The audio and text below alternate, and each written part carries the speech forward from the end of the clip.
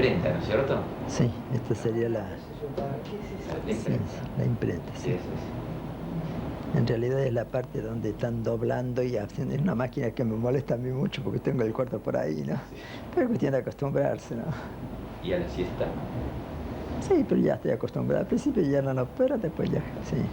Sería el segundo piso donde están las dobladoras, en la parte más bien de encuadernación, ¿no? Aquí el terreno bajo es en donde imprimen. Y después el primer piso, antes estaban las composiciones, ahora ya se hace con los métodos modernos, así que poco lugar. En cambio el tercer piso tiene las encuadernación, doblar, este es para máquina de doblar, que en media hora le doblan no sé cuánto, ¿no? Increíble. Cuando quieras, Empezamos. contá internamente, contá 3 y Bien. empezamos.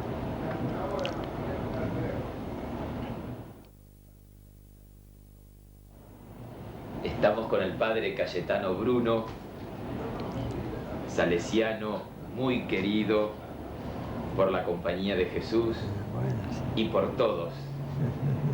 Y quisiéramos que nos diga la gran curiosidad que tenemos muchos, algo sobre usted, empezando por su edad, padre, con todo respeto.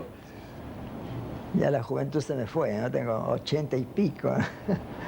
Si Dios quiere, en mes de julio cumpliré 81 ya, ¿no? O sea que ya estamos, en fin, entrando en la vejez. En la madurez, padre. Madurez. Sí. Soy cordobés, eso lo sabe usted, ¿no?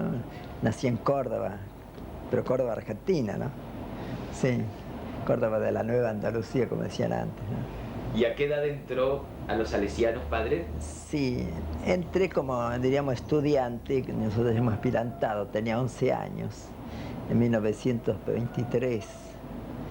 Tenemos un colegio, teníamos entonces una casa en la provincia de Córdoba, en el norte, noreste, cerca de la provincia de Santa Fe, Viñó, se llamaba así. Y ahí había un noviciado, un sacerdote santo, el padre Luis Bable, usted lo habrá oído nombrar a lo mejor, es un santo varón. Y empezó a juntar los chicos, eran familias casi todas piemontesas, ¿no? Piadosas todas, de muchos hijos. Y fue formando un aspirantado allí poquito a poco, desde el 18, 20, 20. Y yo entré el 23. Tenía los aspirantes, entonces había unos 40, 50 niños, llegó hasta más de 100. Después tenía también los hijos de María, que era la gente ya grande, que estaba de cierta edad. También de aquí se los mandaban allá porque era un santo varón. Y allí estuve haciendo mi aspirantado, noviciado, el estudio de la filosofía, el trienio práctico y después la teología aquí en Córdoba. ¿Y en qué año se ordenó, padre? 1936, es 29 de noviembre. En Córdoba lo teníamos, el estudiantado teológico de toda la Argentina, o sea, se juntaban todos los estudiantes de teología solamente, ¿no? Llegamos a tener hasta 140, 150 de toda la Argentina y también Uruguay y Paraguay. Una época floreciente, ¿no? Que ya ahora no creo que puedan tener, ¿no? ¿Y su vocación por la historia, cómo nace, padre? De niño, en fin, de niño en este sentido, yo no sé si a usted le ha sucedido, a mí me sucedió. Uno busca su vocación, ¿no? Lee esto, parece que quiso hacer. Me gustaba, por ejemplo, no sé, hacer poesía, me metí a hacer poesía, pero me daba cuenta que no me salía. Me gustaba el dibujo, me ponía para hacer dibujo. Me gustaba la astronomía, me divertía porque estábamos con los chicos y entonces yo era clérigo, tenía que divertirlos, me parecía bien. Me gustó la química, hice los resúmenes de toda la química. Yo por eso he protestado que a veces los profesores tienen que buscarle la vocación a la persona, para que no pierda tiempo. Por ahí empecé con la historia, y empecé con la historia universal, ¿no? Buscándome algunos libros, por ejemplo, me gustaban las guerras en Europa, de la Edad Media. Qué interesante, hasta teníamos allá una especie de libro con todos los mapas según la época. Y cuando tenía un poco de tiempo, le metí ahí con la historia, poco a poco. Así, en fin, arreglándome como podía con el material que encontraba allá en Viñó, que teníamos discretamente, algo había llegado, ¿no? Sí. ¿Era para dar clases? No, en realidad di clase en 5º grado de historia americana, nada más que eso, poco, ¿no? Sí, después cuando llegué a la teología, claro, tuve que estudiar la teología que desde el 36 hasta el 39 sería, ¿no? No, desde el 30, 32, no, 34, 35, 36, sí, desde el 33 hasta el 36, creo. Entonces estudié la teología, lógicamente quise estudiarla bien, ¿no? Hasta me metí demasiado, mucho de memoria y me cansé, pero en fin, tuve que hacer varias novenas a María Auxiliadora para que no perdiera la cabeza, ¿no? Pero cuando llegué allí, terminé la teología y entonces el provincial nuestro, padre Guillermo Cabrini, me mandó a Italia para estudiar Derecho el 39, cuando fue, espérese, el 36. Derecho canónico, porque no tenía profesor ahí para el teologado. Y fui allá, estudié Derecho canónico. Me decían los amigos míos, los compañeros, dicen, pero vos tenés que estudiar Historia, que Derecho. Pero bueno, entre tanto voy allá y yo veo tantas cosas interesantes.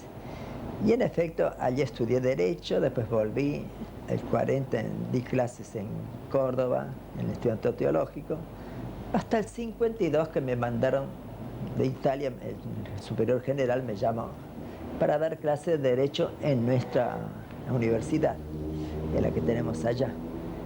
Y fui, o sea, desde el 52 para adelante, tuve como 13 años en Italia, y entonces ahí me encariñé con la historia que podía estudiarla bien. Empecé a estudiar, por ejemplo, la historia en la parte española, en la época colonial. Y entonces empecé desde el 55 a ir al Archivo de Indias de Sevilla durante las vacaciones. Yo no sé si he estado en Sevilla durante el verano, que es una sartén, ¿no? Un calor, no suda todo el pelo, y yo iba allá, me metí en eso, iba al Archivo de Indias, 2 meses, buscando documentación, juntando poco a poco. Y cuando volvía a Roma, daba clases, pero al mismo tiempo, en momentos libres, elaboraba ese material, ¿no? Eso, fíjese, desde la época en que estuve allá, desde el 52 hasta el 65. O sea, tuve 13 años. 13 años estuve en Córdoba y 13 años allá, así que no es yete el 13, ¿no? Y cuando más o menos tenía 3 en borrador, 3 volúmenes de la historia grande, de los 12 volúmenes, aquí el director de esta editorial era un padre, Gregorio Conrad, que la dirigía muy bien, ¿no? Me quería mucho porque había sido alumno mío. Y entonces le escribí una carta diciendo, aquí tengo algunos volúmenes sobre esto. Yo, claro, como salesiano, primero tengo que ofrecerlo a los salesianos para imprimirlo, ¿no? Sin ningún compromiso. Y él llegó la carta, reunió aquí el consejo de la casa, que dieron el voto pleno. Y fue el consejo inspectorial, que era Monseñor Piqui, el inspector, también de acuerdo. A vuelta de correo me contesta, tranquilamente resuelto, se viene usted aquí y le imprimimos lo que quiera. Y en efecto me mandaron la plata, empecé a venir ya aquí el 65 para empezar con el primer volumen, que me acuerdo que se lo presentaron al padre Furlong, le di una leída también él, me dio unos consejos muy lindos, sí. Ahí empiezo realmente a las publicaciones grandes, ¿no? Sí, antes habían sido articulitos nada más. Se refiere a la historia eclesiástica Argentina, sí. Ahí se puede decir que la vocación ya la afiancé, gracias a Dios, sí. Y con el padre Furlong trató, sí. Se conocieron. Uy, nada. Por de pronto el primer volumen, él me dio consejos muy lindos. Un caso práctico, por ejemplo, las notas. Yo ponía como de antes, así en abreviaturas. No dice hay que tomar el nombre todo entero, completo, un consejo muy práctico, ¿no? Y en los demás me aprobó todo. Así que yo ya sabía cuando había alguno. Y cuando salía un volumen, ya él hacía la propaganda. Una conferencia aquí, o si no, un artículo en el diario, no sé si estaba El Pueblo todavía, ¿qué diario era? Creo que estaba El Pueblo todavía. Y entonces de esa forma propagaba. Y después también hablando a la gente, en la academia, en demás lugares. ¿Sí? Me favoreció en todo. Como les decía antes, en la biblioteca de ustedes me dio cosas. Fíjese, hasta documentos de ustedes de allá del Máximo, ¿no? Que eso no se da a nadie porque se pueden perder, ¿no? Y si usted téngalo, después lo devuelve cuando quiera. Plena fe, ¿no? Tanto que no sé a quién le llegó un paquete también de eso, no sé por qué el camino. Y no sabía cómo devolverlo, me lo dio y se lo devolví yo, menos mal, ¿no? Es peligroso prestar cosas porque las cosas prestadas difícilmente vuelven, ¿no? Pero el padre Fulon tenía ese corazón amplio, ¿no? Me llevaba a la biblioteca de ustedes, de ahí de El Salvador. Ay, aquí hay un libro, le va a hacer, y lléveselo, cuando la acabe me lo trae, listo, ¿no? Y siempre que iba a hablar con él, me admiraba la modestia de él en la cuestión de la vivienda, ¿no? Una vida pobre, ¿eh? Más que Jesús te parece un franciscano, en fin, de esos pobrísimos, paupérrimos, ¿no? Sí. Padre, ¿y qué nos podría decir sobre la obra evangelizadora de la Compañía de Jesús en estas regiones? Sí. Sí, la obra de ustedes, en la parte sobre todo de la época que decíamos colonial, ahora no se usa el término colonial porque nunca fueron colonias, sino fueron parte de España, ¿no? Pero la época antes de la independencia es colosal, ¿eh? Yo, para mí, por lo que he estudiado, no he visto toda la obra de ustedes en todo el mundo, ¿no? Pero no creo que en ninguna parte haya habido tanta actividad misionera con indígenas como acá, sobre todo el Paraguay, que llamaba del Paraguay para abarcar a la Argentina, Brasil y también Paraguay, la parte de Asunción, que era el centro, ¿no? Pero también Brasil y la Argentina. Y ahí, cuando empieza este furor de las reducciones, es en 1571, cuando viene el segundo adelantado en el Río de la Plata, tercero, que trae de Felipe II una instrucción y habla de las reducciones, reducirlos, hay que reducirlos a pueblo, por eso viene la palabra reducción, ¿no? Y le dan normas como tiene que hacer, y entonces comienzan los franciscanos allá en Asunción, desde el 80 más o menos comienzan a hacer un poco, y después llegan también a la Argentina. En cambio en Juli ustedes tienen el primer colegio, pero es reducción hasta cierto punto porque no trabajan directamente con el indio, van preparando el ambiente. Empieza el trabajo serio a principios del siglo XVII, 1607, y la primera fundación es la de 1609, San Ignacio de Paraguay, ¿no? La reducción de Juli la ubicaríamos en Perú, cerca del lago Titicaca, padre. Sí, Perú, sí, está ahí. Tenían una especie de colegios para formar gente, pero no atención directa al indio, pero van preparando el ambiente, sí. Es el momento. No han tenido realmente una obra de reducción en la parte del Perú. En cambio, después aquí empiezan acá, después sigue con Bolivia, los indios chiquitos, los indios mojos, los indios mainas, que es en la parte del Ecuador, saltando Perú, en las cabeceras del Marañón, ¿no? Y después en el norte, ¿no? México, sobre todo en la parte esa de la California, que después lo hereda el santo ese que fue canonizado. El Fray Junípero Serra. Sí. Eso. Padre, y sobre los comienzos de esta obra evangelizadora, sobre algunos de sus personajes, por ejemplo, Diego de Torres había estado en el Juli, sí. Y luego es el primer provincial aquí en el Paraguay. Prácticamente es uno de los padres de este proyecto misionero, sí. O de la concreción del proyecto. De él, de Ruiz de Montoya, de San Roque González, por el lado jesuita, también de los laicos como Hernandarias o el visitador Alfaro. ¿Qué nos podría decir? Sí. Primero el padre general, el padre Acuaviva, ¿no? El padre Acuaviva, el que da el empujón primero al fundar porque no era provincia, dependíamos todos del Perú. Así que funda esta provincia y pone un provincial que lo pone al padre Torres Bollo. Bueno, y ahí comienza el padre haciendo una especie de plano, ¿no? Un mapa, no sé si lo tenía delante. Está la Asunción, usted ve, si se recuerda, está subiendo el río a Paraguay, está la Asunción, y de allí tiene que hacer las diversas salidas. Y gente tiene bastante, porque se va llevando, son novicios, son profesos, sobre todo esos que ha nombrado usted. Ruiz de Montoya, sí, por eso son gente que se iba fogueando, ¿no? Preparándose. Teníamos en Córdoba el movimiento también de la universidad, que viene más o menos en esa época, ¿no? Que es el 1622, pero es cuando ya se está moviendo. Y en efecto se decide empezar directamente, o sea, una parte va a ir por la parte del Brasil, hacia San Pablo, ¿no? Otra parte va a ir a la parte de lo que es actualmente el sur del Brasil, Río Grande do Sul, Río Grande do Sul, Santa Catalina, allí Paraná. sí. Sí. Después otra parte va a ir hacia la parte del Paraná, hacia abajo, Paraná y Uruguay.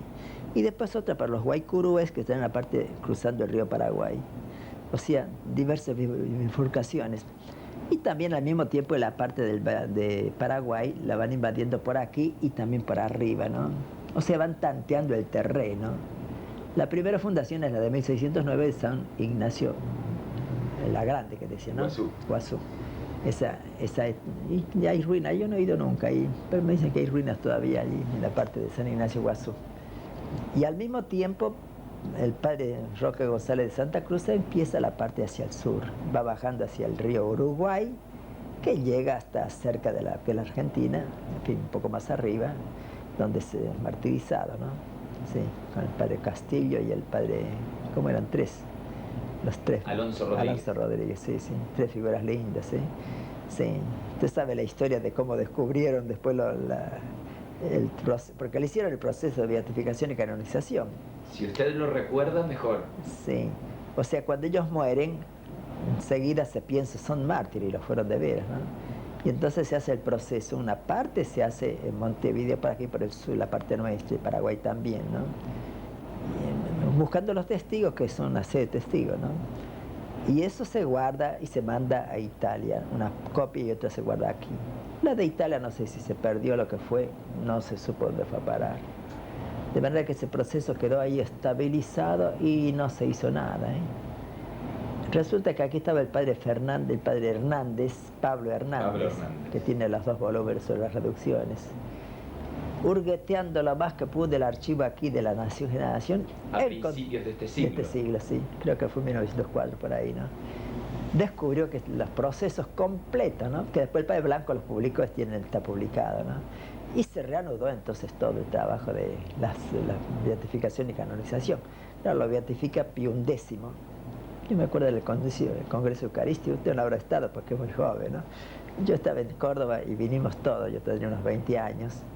Y el Papa Pío XI al fin, cuando hizo desde Italia, ¿no? En latín habló, era la primera vez que se oía la voz del Papa desde allá, ¿no?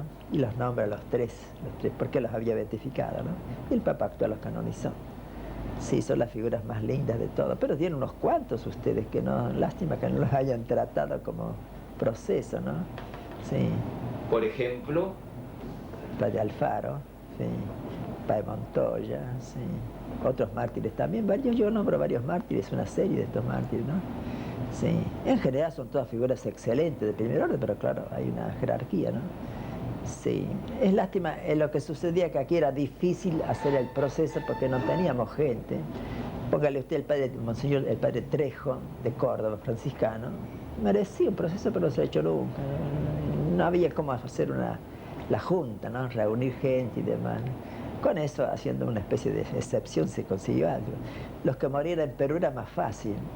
Fíjese, en Perú tuvieron contemporáneamente 5 santos canonizados. Primero, Santo Toribio de Mogrovejo, que muere el 1606. Segundo, San Francisco Solano, que muere el 10. Después Santa Rosa, que muere el 17. Después San Martín de Porres, que muere creo que el 39. Y después Juan Macías, que muere creo por el, no sé, el 30, por allá, no sé. La cosa es que de esos se les hace el proceso, están en Roma, yo los he visto, y están en los altares todos los santos. Y eran contemporáneos, ¿no? Se conocían algunos de ellos, ¿no? Sobre todo el padre Macías con el padre el negrito, sí. San Martín de Porres. San Martín de Porres, sí. Y Santo Toribio confirmó a Santa Rosa de Lima. Santa Rosa, sí. No, es un momento lindo de Perú, ¿no? Los peruanos están un poco deprimidos porque, claro, estaban arrinconados ahí, ¿no? Para ir hasta allá había que cruzar el estrecho allá del norte, bajar en barco. En cambio aquí era más fácil el Río de la Plata, por eso prohibieron el comercio en el Río de la Plata para no cortar aquello, ¿no? Así que cuando aquí no hubo comercio, allá estuvieron muy bien. Pero cuando aquí se abre el comercio, decae bastante. Sí. ¿Qué opinión general, padre, le merecen las reducciones jesuíticas?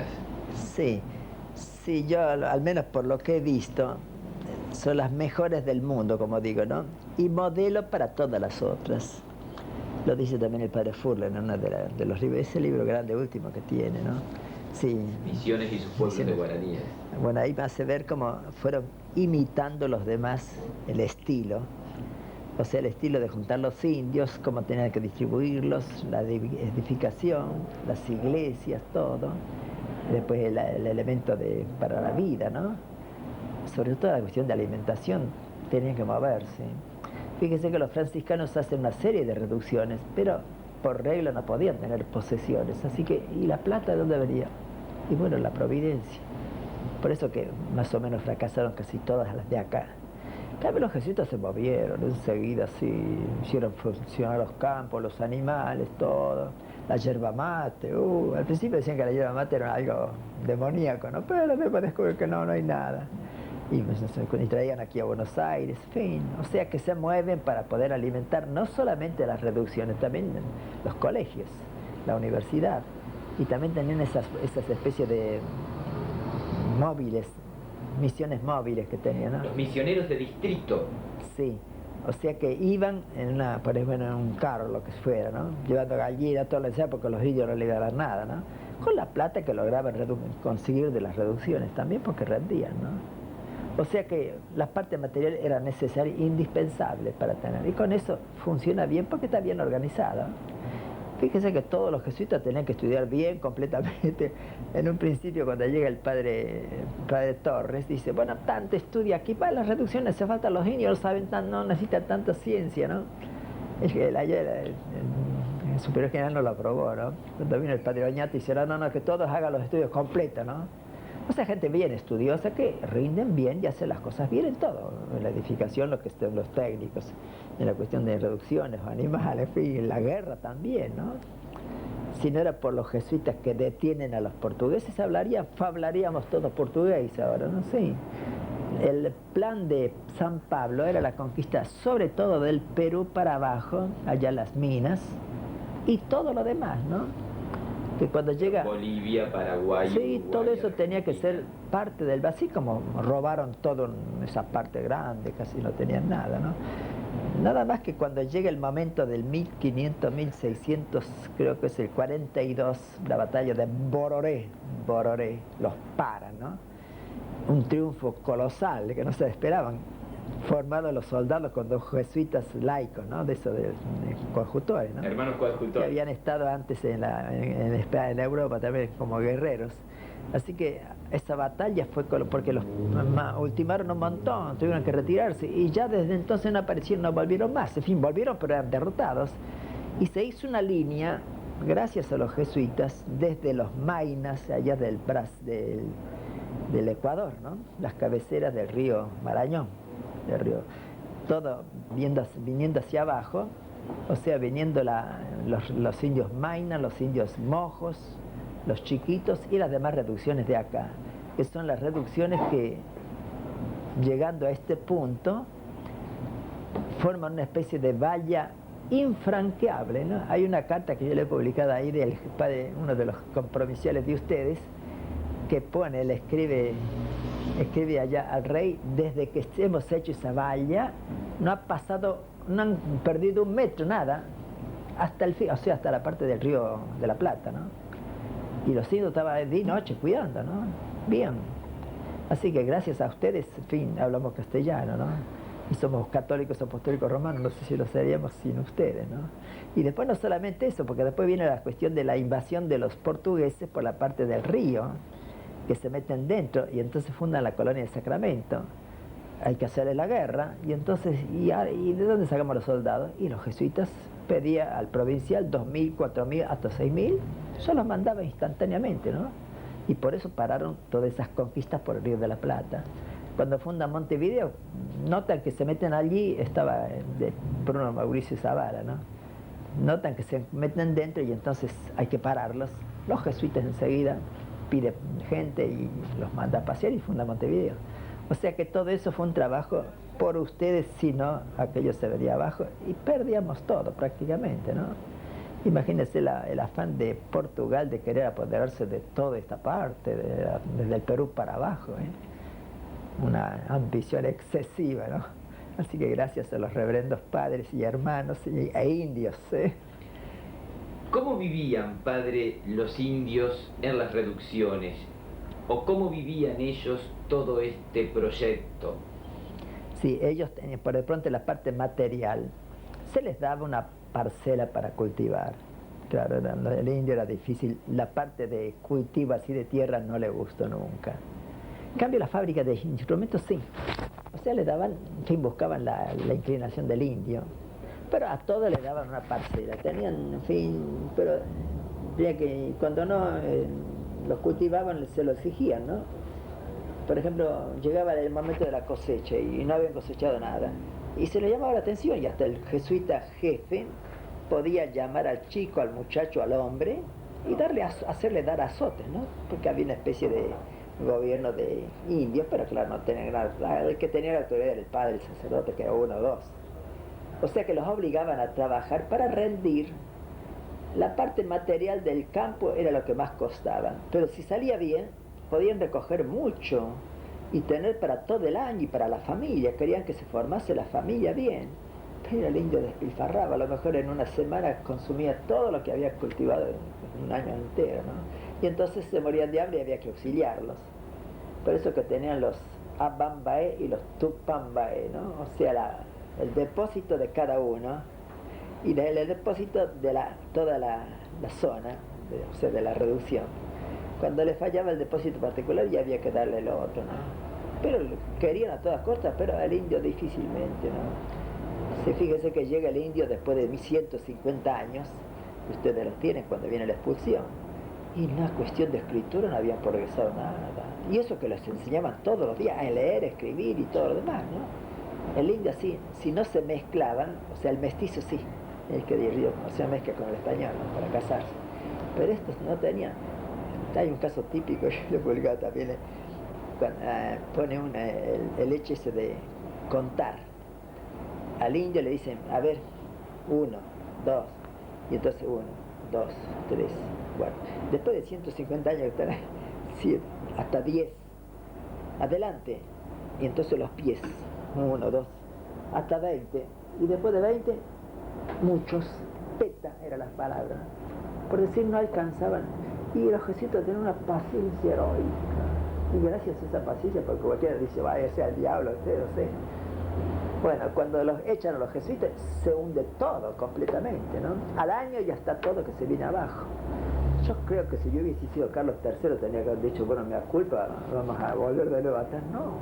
No vuelve, ¿no? Hasta el 15, que el 15 más o menos, en fin, pero ya los jesuitas estaban fuera, ¿no?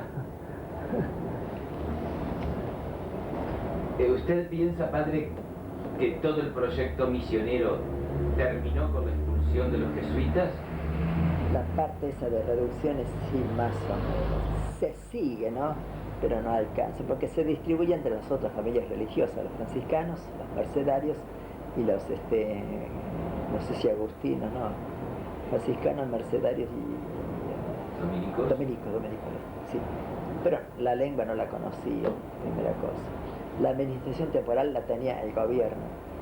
Y ahí estaban las calles, sí que había coimas y cosas peores, ¿no? Como en otros tiempos de la historia, sí. Aún actuales. Sí. En cambio ahí se enriquecían esta mansalva, ¿no? En cambio el jesuita, caramba, un hombre de conciencia, organizaba bien toda la cuestión de rendimiento, ¿no? Del indio. Sí. O sea que el decaimiento viene, al año ya está decayendo, ¿no? Ya se nota que viene abajo. ¿Y cómo juzgaría usted la expulsión de los jesuitas? Me gusta una palabra un poco fuerte, algo diabólico, es satánico. Algún jesuita dijo, pero qué bárbaro, como dice tanto, es cierto, ¿eh? Yo creo que Diocleciano, Maximiano y todos los perseguidores no habrían hecho tanto mal como hizo Carlos III con sus secuaces, los demás, ¿no? Culpa de él, ¿no? No lo hacen por anticlericalismo, por lo menos el rey y los ministros en general, menos Aranda sí es un sinvergüenza, malo, perfecto. Lo hacen más bien porque los jesuitas eran una potencia formidable. Fíjese el caso de 1850, que está esa cinta, ¿cómo se llama? ¿Cómo le llaman? 1750.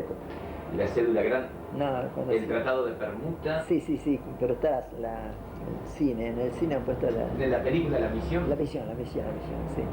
Bueno, se hace esa división, que a los jesuitas les cayó muy mal, porque los 7 pueblos que estaban del otro lado del Uruguay tenían que pasar a Portugal, ¿no? Y viene la guerra, además, los jesuitas tratan de salvar lo que se puede, ¿no? Pero después de 11 o 12 años logran que el rey la quite, que haga con Portugal, deshaga el tratado, ¿no? Y vuelve a los jesuitas. Y hacía muchas cosas, era una potencia por todos los privilegios que le había dado el gobierno, ¿no? El rey sobre todo. Eso a los ministros no les gustaba, ¿no? Porque tenían más poderes que ellos, ¿no? Por eso que los jesuitas lo miran de reojo. Y mucho fue por eso, ¿no? Yo puse también en una nota, dice, los jesuitas vencieron la batalla esa de las reducciones, pero perdieron la otra porque vino la expulsión del 77. Usted en su historia eclesiástica, al hablar de la expulsión, menciona una serie de causas y como causa principal quizás la doctrina de los jesuitas, particularmente la de Francisco Suárez. Sí. ¿Puede haber incidido eso de una manera decisiva en la expulsión? Sí, es fácil, porque claro, el rey creía ser por derecho divino y él le pone bien claro lo otro. Sí, también, o sea, son cosas que influyen también, sí, ciertamente, ¿no? O sea, todo lo que podía ser odioso al rey, por más que fuese muy razonable, ¿no? Y más que todo los que rodeaban al rey. Tenía el confesor jesuita, lo dejó a un lado, le hicieron dejar, porque buscaban otro mangancho. Sí, es una época tristísima, penosísima, ¿eh? Son estas heridas sangrantes que nunca van a cicatrizar, nunca, ¿eh? Usted habla en su historia eclesiástica de la expulsión como un tajo diabólico en lo misionero, en lo cultural también. Cultural, sí. Lo cultural, ¿qué significaría, padre? Los colegios por de pronto, las universidades lo tenían todo ellos, ¿sí? Y bien llevado. Apenas llegan los jesuitas, lo primero que hacen es fundar colegios, y lo fundan bien, ¿no? El fútbol no lo desarrolla bien ese asunto.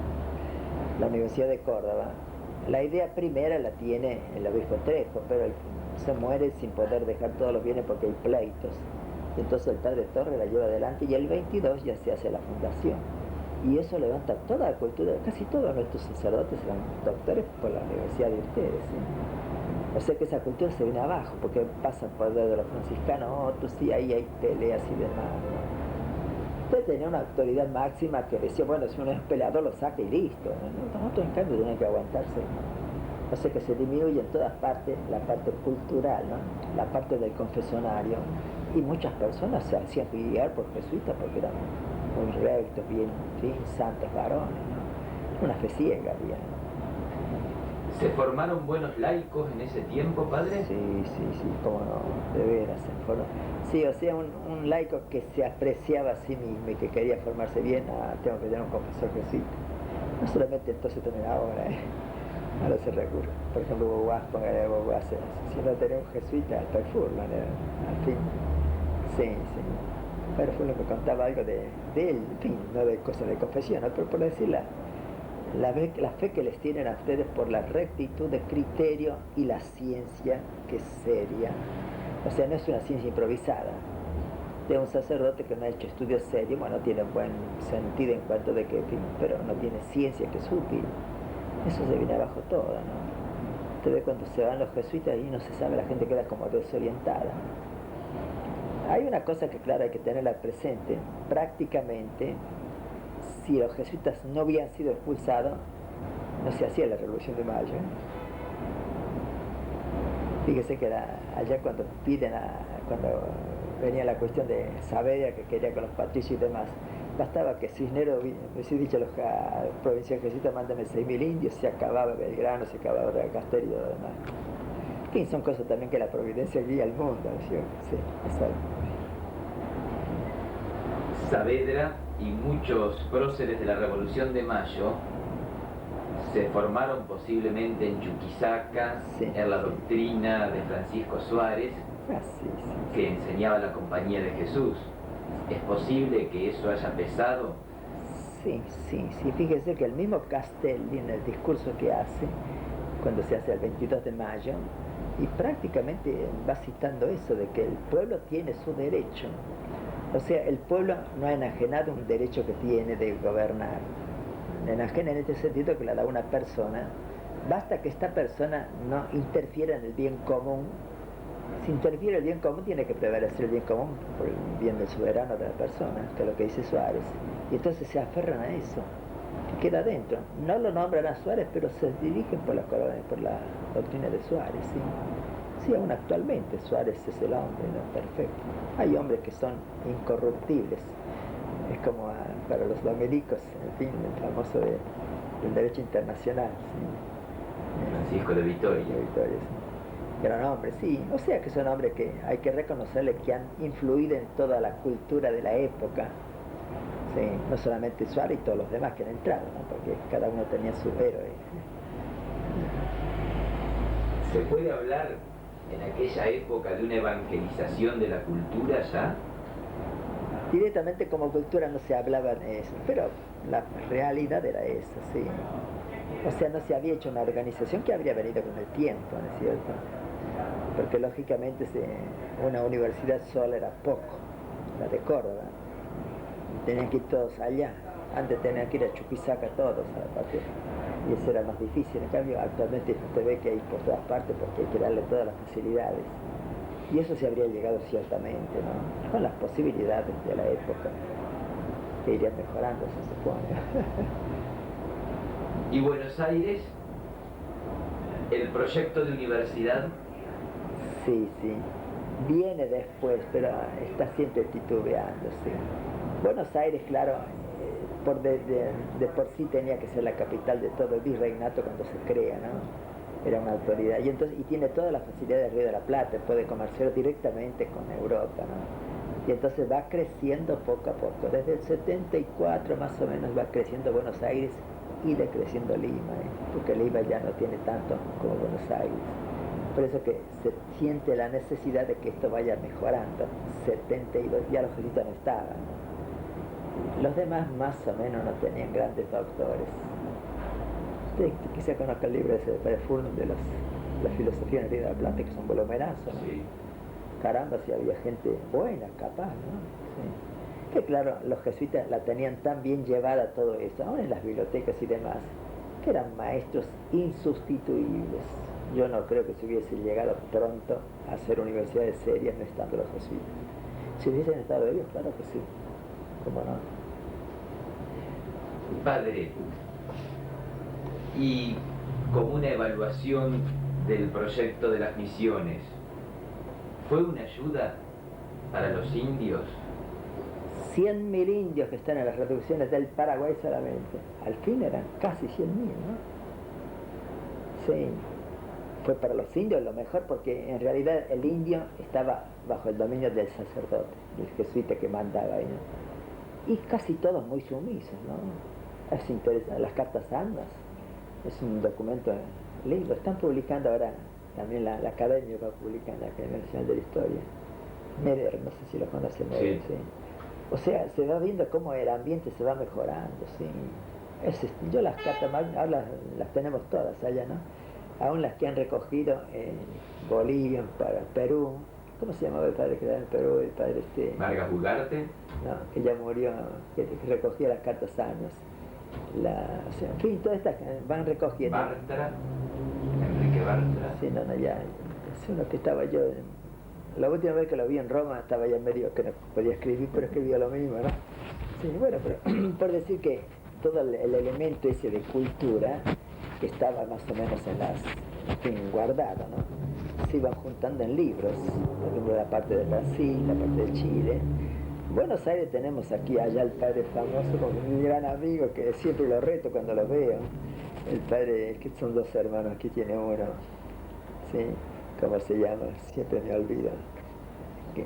Encargado allá están en la casa del escritor. Storni. Storni. Padre Hugo Storni. Hugo Storni. Yo siempre que voy allá, la visito, le digo, y no me atrevo, falta esto, pero por favor, publique un volumen, ¿no? Porque hace años que no creo que haya publicado ninguno, ¿no? Publicó esa síntesis de todos los jesuitas que me lo mandó. El catálogo. Está lindo, está bien. Pero toda la parte documental, que es enorme. No va a acabar toda, pero poco a poco sí, ¿no? No creo que haya hecho nada todavía, la lástima, ¿no? Porque tiene toda la facilidad. Por decir que la cultura estaba en manos de los jesuitas, que la estaban organizando muy bien, ¿no? Con el tiempo, claro, se iban a fundar en Buenos Aires, se hubiera fundado mucho antes de que se funda. Se funda ya con la época ya independiente, ¿no? Sí. ¿Y era coherente todo ese proyecto de los jesuitas con lo que San Ignacio quería de la compañía? Bueno, esa es la respuesta que tienen que darle ustedes más que yo, ¿no? Yo, claro, San Ignacio, en fin, muchas cosas la he leído. Sí, yo creo que sí, porque caramba, mayores de gloria en nada había mejor que esto, ¿no? Sí, lo estoy diciendo ahora, ¿eh? Cuando alguna persona, en fin, se pavonea un poco, sí, pero mire, San Ignacio lo oyó las mayores de gloria, ¿no? Don Bosco, dame ánimos, etcétera, todo, en fin, ¿no? O sea, los santos han prescindido de todo lo humano. Y lógicamente ustedes trataron de prescindir de lo humano para levantar al indio. Yo creo que San Ignacio estaría muy contento desde el cielo, por supuesto, ¿no? Tanto más que ha sido admitido por todos, que los jesuitas han hecho una obra colosal, ¿sí? No creo que nadie pueda negarlo. A no ser que es un sectario, ¿no? Los sectarios ya se sabe que dicen cualquier cosa, tanto por decir. Sí, sí. Padre, ¿y en esta obra participaron laicos? ¿En las reducciones? ¿O en el proyecto evangelizador de los jesuitas, sea de las reducciones, de colegios, de universidades? Sí, bueno, no sé, en esa época no se habla de mucho de los laicos. El laicado católico viene después, sí. En las reducciones no. Estaban los hermanos conjutores, eso sí. Había siempre uno o dos. No permitían que fuese ninguno otro, porque si no metían ideas medio raras, ¿no?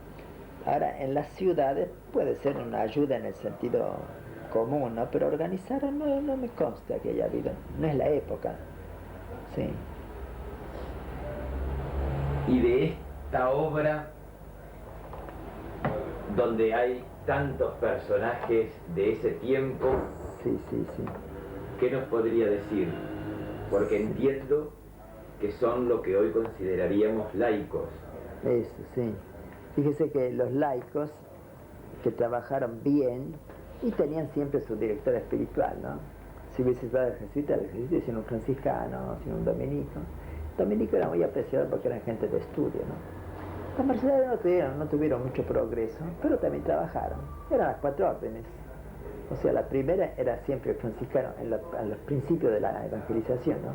Segundo dominico, después de los agustinos y cuarto los mercedarios. Con el tiempo van llegando los jesuitas cuando se fundan, porque se fundan después. Después se fundan también los capuchinos, también van entrando.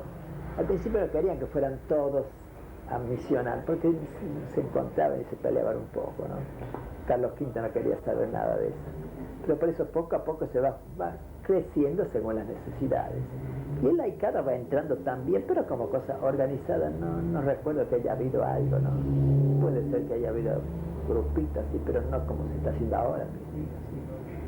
Sí, hace falta, yo creo que la última palabra que le voy a tener que decir es esta, que la dije ya en una audición que hubo en otra parte, ¿no? Diga lo último que usted piensa, qué es lo que más necesitamos en la Argentina. Y yo dije, lo que necesitamos son líderes.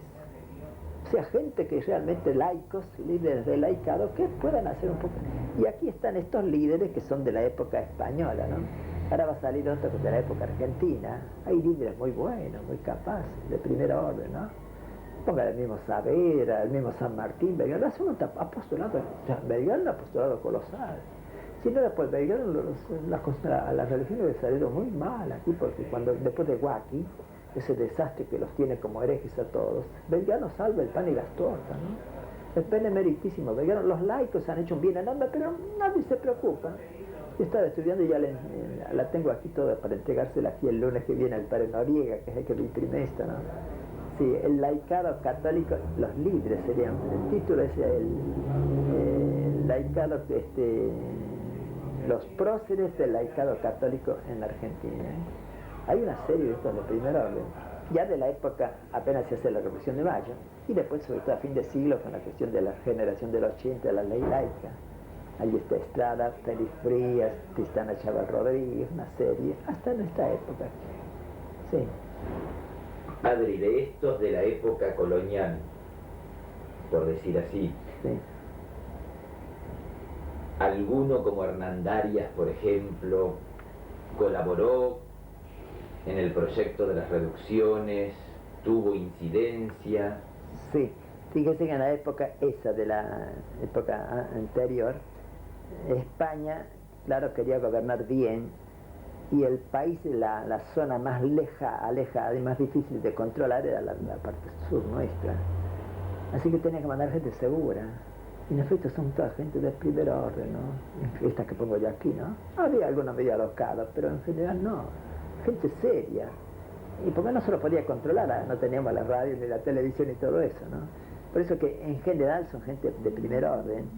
Hay casos, por ejemplo, póngale aquí que yo lo cito también, Peredo, Ángel Peredo, que era un santo varón, tenía sus 3 horas de oración, de piedad, lo pongo ahí, ¿no? Porque y iba a atacar a los indios también, o sea, cuidaba bien la parte espiritual y la parte temporal, ¿no? O sea, gente de conciencia. Está también el famoso ese, ¿cómo es? El que funda la obra allá en La Rioja, ¿cómo se llama? Mate de Luna, don Fernando de Mendoza Mate de Luna. Un hombre muy piadoso, muy recto, uno que se podía... Sí, ahora mandaba gente brava, capaz. Y entonces estos mantenían un ambiente bueno. Que si no, esto se había ido perdiendo, ¿no? Sí, cuando el argentino todavía, ahora si no tenemos buen gobierno, las cosas van siempre... Depende también de quién manda, ¿no? En las provincias, en los municipios. Sí, tenemos la cabeza un poquito vacía los argentinos, no sé si usted piensa como yo. Y Hernandarias tenía una preocupación apostólica, ya que él de algún modo colaboró en el proyecto de las misiones o favoreció la entrada de los jesuitas. Sí, sí, fíjese por de pronto cuando llega aquí el obispo Ignacio de Loyola, que no era jesuita sino franciscano, al principio del siglo XVII, 1603 por ahí, ¿no? Él viene a Buenos Aires y lo reciben, y se hace el sínodo, un sínodo que está presente Hernandarias y demás, y después hace las ordenanzas de acuerdo con el sínodo, una cosa pero bien hecha, ¿no? Son las mejores ordenanzas que se hacen en la época. Aún las que hace después Alfaro son buenas, pero quizás fuera de lugar porque no estaba el ambiente preparado. En cambio, unas ordenanzas bien llevadas, ¿sí? O sea, va haciendo ver cómo se podían gobernar los lugares en Paraguay, en esta parte, con esa bondad, sobre todo paternal, que tenía él, ¿no? Exigiendo, sí. Era un papá, pero que exigía, ¿no? Recto, ¿no? Pero bueno, al indio lo comprendía, se hizo querer, ¿no? La última carta, una de las últimas que yo le escribo, los indios me llaman mi padre, y cuando tienen una dificultad me vienen a consultar, a mí me quieren, sí, él lo reconoce. O sea, Hernandarias yo creo que es el tipo máximo, de los grandes que hemos tenido de gobernantes. Hernandarias aquí en Buenos Aires, Bruno Mauricio Zavala, que es el que salva aquí la cuestión de la invasión de los portugueses sobre todo, y después los comuneros del Paraguay. Es el hombre del momento. Tiene que intervenir 2 veces contra los comuneros que eran y va sin tropas porque tenía detrás de sí unos 6.000 indios, pero le dijeron no los lleve porque es peligroso, el indio se desmanda, ¿no? Vaya, calma todo y se vuelve, la segunda vez va, calma todo, se vuelve y muere en el viaje, ¿no? Sí, uno de los mejores, tuvo creo que unos 15 años aquí de gobernador, de los grandes hombres, y después los otros. Yo creo que todos estos, el último sería Ceballos que los salva a ustedes, a los jesuitas. Usted la habrá leído, es la parte de cuando llega la cuestión del tratado de permuta, ¿no? De 1750, ¿no? Que cuando llega Ceballos descubre todo lo que es la tramoya que hay ahí de parte del grupo contrario, ¿no? Y empieza a escribir cartas y convence a Yaque de que esto en fin, hay que cambiar de táctica, ¿no? Y salva a los jesuitas y no los expulsaban antes, ¿no? Para ustedes Ceballos creo que es el más grande en ellos que estuvieron en la época, ¿no? Y gracias a Dios. Sin duda. Después expulsan a los jesuitas y viene él como primer virrey, pero ya claro, ahí se viene, tuvo un año apenas ya, pero se fue enfermo y murió pronto.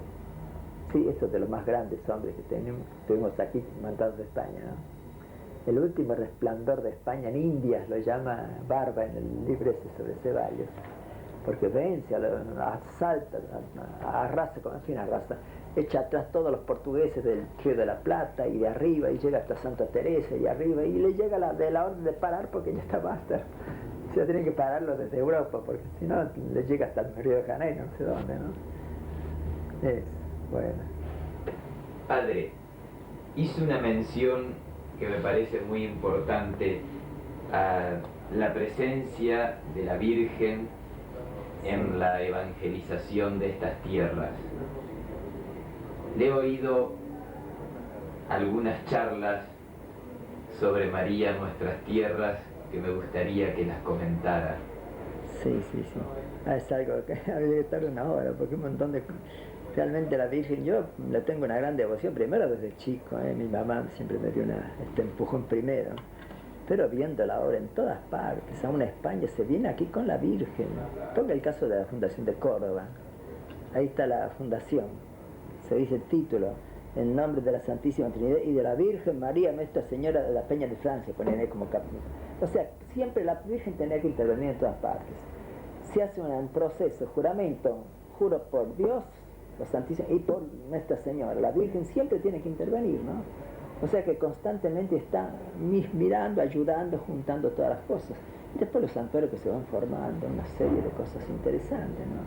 O sea que la presencia de la Virgen es indispensable y es la que nos está salvando de las sectas y demás.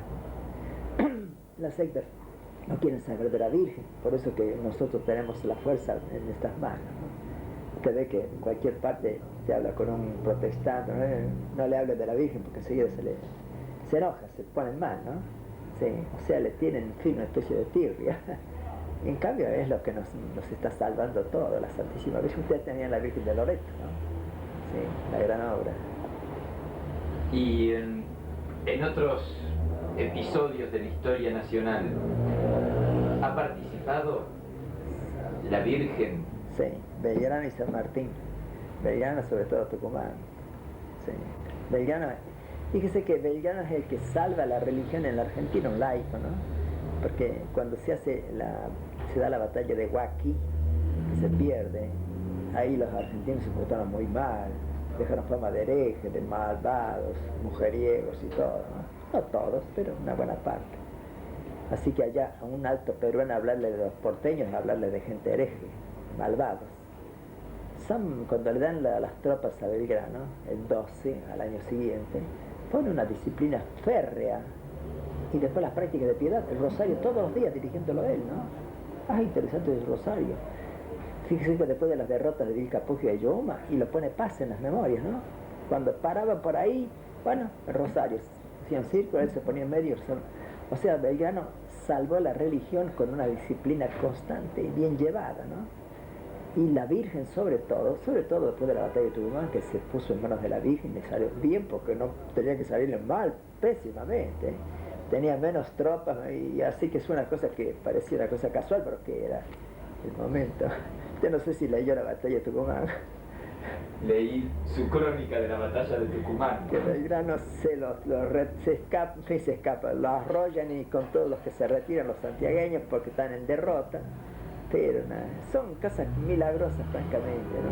Y fue alrededor de la fiesta de la Virgen de la Merced. El 24 de marzo, de septiembre. Sí, por eso ya tiene la calle 24 de septiembre, una fecha ya clásica, ¿eh? Sí, después San Martín, que también iba a poner, porque Belgrano cuando va a San Martín, como ahí al Alto Perú, tuvo 4 meses, después se volvió por enfermedad, ¿no? Belgrano lo adoctrinó, ¿no? Tanto que San Martín parecía que se inclinaba que el duelo entre militares se podía tolerar, ¿no? Y en ese momento Belgrano había sido llamado aquí a Buenos Aires y estaba en Santiago del Estero, creo. Y le mando una carta, que es estupenda, yo la publiqué íntegra, ¿eh? Es decir, le da las normas, usted deje esas cosas, están las comuniones de los papas. Usted cuando gobierne, enarbola la bandera, que todavía no la permitían los demás, ¿no? De aquí de Buenos Aires.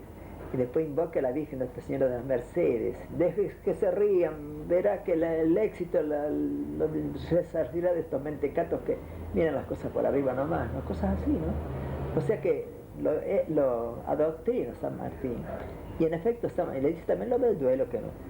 Cuando San Martín llega ya al Plumerillo, antes de partir, hace esa despedida. Quería poner también la Virgen de la Merced.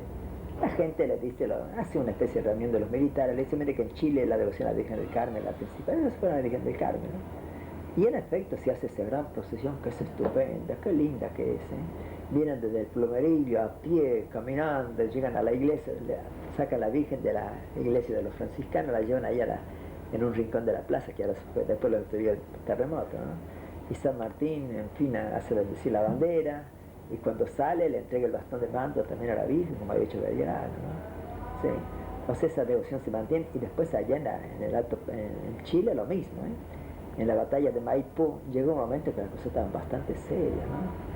Y hay un documento en que San Martín saca la espada y dice, aquí vamos a vencer, pero la Virgen de la Merced no va a permitir, la Virgen del Carmen no va a permitir, y aquí mismo le vamos a levantar un monumento en el templo, ¿no? Y en efecto las tropas se rehacen, ¿no? O sea, son hombres que se sienten con la devoción a la Virgen. Esto sí, por lo demás. Paz, cuando habla de la Virgen, lo mismo, una serie, ¿no? Ahora tengo el libro que lo voy a publicar quizá de este año, si es que llego, ¿no? Si no, el que viene. Lo tengo listo ya. Los próceres laicos de la época nuestra, o sea, del 10 para acá. Sí. Sí, la Virgen es realmente la que nos ha salvado, completan todo, ¿no? No podemos prescindir de ella, sería una injuria grave. Así, muy bien. Bueno, padre. Ya hemos terminado, ¿no? Dejamos para otra sesión. No tiene para rato aquí ya. Tenemos bastante y usted tiene mucho más. Le agradecemos, padre, tener un salesiano de su talla, que también es jesuita.